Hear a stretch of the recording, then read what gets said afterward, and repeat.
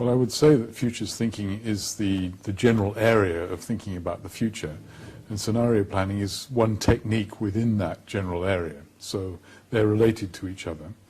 And really the importance of this for any business executive or any senior manager in government for that matter is to be thinking about the future in order to inform strategy, to develop a better strategic planning than otherwise.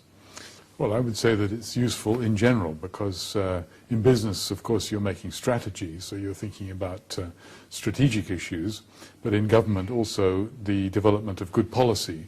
It's very important to be thinking ahead, to consider the implications of the policy, the conditions under which it may play out. Exactly the same set of issues as with strategy.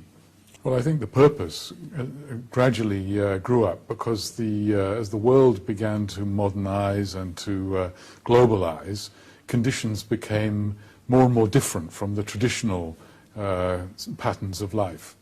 And so, and particularly after the Second World War, by the time you get to the 1960s or so, conditions are changing very quickly with economic development and technology and many new things that didn't exist before. International air travel, communications, computers, and so on. All were changing conditions of life so quickly that conscious or deliberate techniques for thinking about how things would develop became more and more important. The pace of change is accelerating, yes. There are several sets of information that indicate that rapidity of change is accelerating. The scenario method is a way of trying to see what could happen, which is different from trying to see what you would like to have happen. But it's actually important to think about both of these things.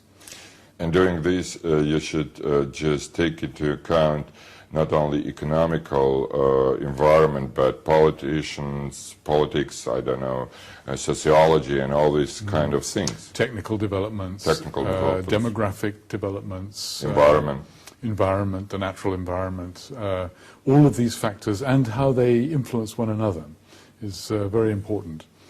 So getting that range of factors.